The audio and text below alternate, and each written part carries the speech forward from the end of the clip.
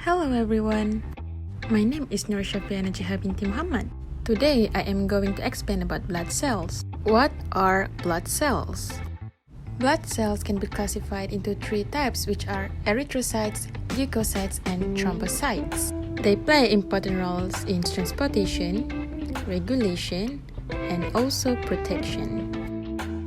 Blood is important for transporting oxygen to the body for respiration process, transport metabolic waste, and also transport hormones from endocrine glands. As for regulation, it helps to regulate pH to adjust and maintain body temperature. It also helps to maintain water content of cells. Moreover, white blood cell plays important roles in protecting the human body against diseases through phagocytosis.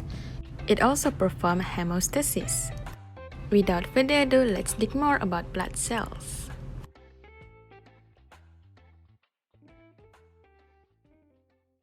Hi, my name is red blood cell, or also known as erythrocytes. I have a biconcave dish shape that contains 1/3 oxygen carrying hemoglobin by volume. We are able to carry oxygen efficiently because of a special protein inside us called hemoglobin. We play an important role in transporting oxygen from lungs to the tissue and nutrients inside human body. Our tissues produce energy with the oxygen and release a waste identified as carbon dioxide. We will take the carbon dioxide waste to your lungs for you to exhale. We are also important for waste and carbon dioxide removal from the cells and also heat distribution. We develop in human body soft bone tissue or called as bone marrow and release into human bloodstream after we fully mature, which takes about 7 days. The average lifespan of a red blood cell is 120 days.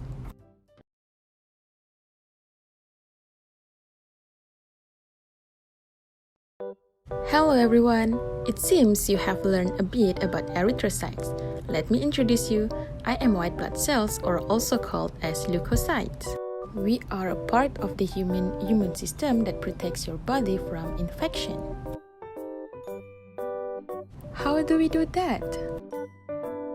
We circulate through your bloodstream and tissues to respond to injury or illness by attacking any unknown organisms that enter your body. We also travel through blood vessel walls and tissues to locate the site of an infection. Moreover, we are colorless but can appear as a very light purple to pink color when examined under microscope and colored with dye. We also have a round shape with a distinct center membrane called nucleus. We form in the soft tissue inside human bones, or known as bone marrow. There are 5 types of white blood cells, which are neutrophils, basophils, eosinophils, lymphocytes, and monocytes. They can be classified into granulocytes and agranulocytes. Granulocytes have granules with enzymes that are released during infection, allergic reaction, and asthma. Meanwhile, agranulocytes have no distinct granules in the cytoplasm. Neutrophil, basophil, and eosinophil are known as granulocyte, meanwhile lymphocyte and monocyte are known as agranulocytes. Okay, now let's move on to the function of each white blood cells. Neutrophils helps to protect the human body from infections by killing bacteria, fungi, and foreign debris. They kill and digest bacteria and fungi and also act as human first line of defense when infection strikes. Basophils produce an allergic response like coughing, sneezing, or a runny nose.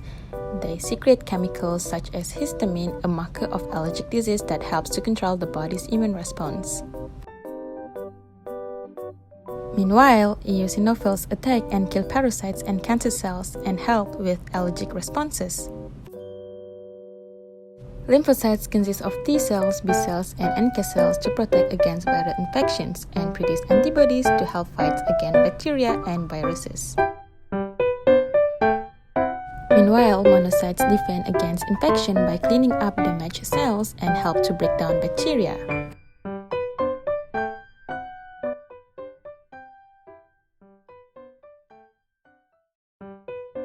Platelets, or also called thrombocytes, are tiny components in human blood and spleen that are responsible for the clotting process. Platelets are the human body's natural bandage to stop bleeding and to heal a wound. Platelets are small, colorless fragments of cells and form in the shape of a plate, which is where they get their name. Platelets form in the soft tissue of human bones called bone marrow. The largest cells in the bone marrow, known as megakaryocytes, make platelets. The average lifespan of a thrombocyte is 7 to 10 days.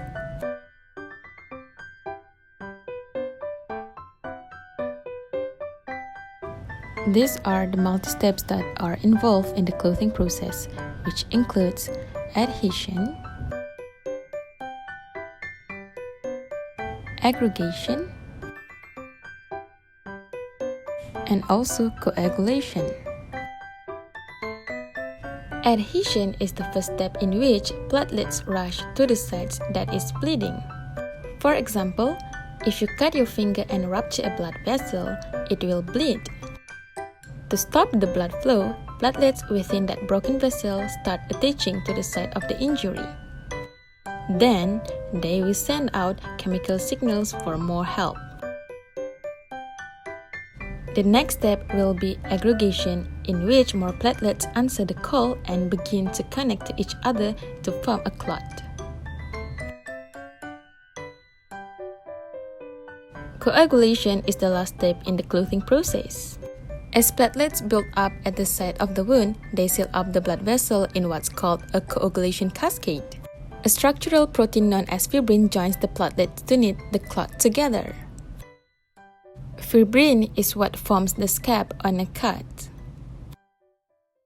It seems we have come to an end. I hope you have gained something new from my video. Thank you so much for watching, and I hope to see you again. Bye!